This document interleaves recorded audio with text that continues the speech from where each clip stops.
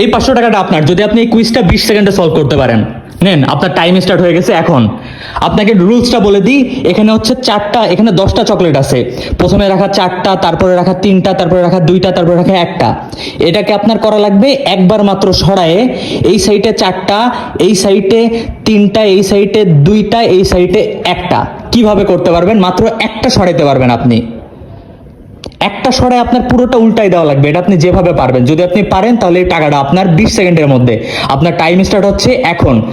1 2 3 4 5 6 7 8 9 10 11 12 13 14 15 হয়ে গেছে।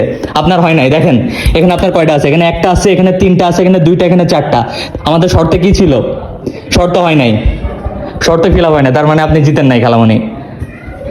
এখন আমি দেখাবো কিভাবে হবে। এখানে 4টা, এখানে 3টা, এখানে 2টা, আর এখানে 1টা।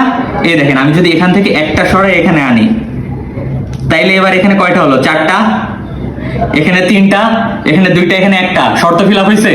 এটাই ছিল গেম। টাকা বেঁচে গেছে।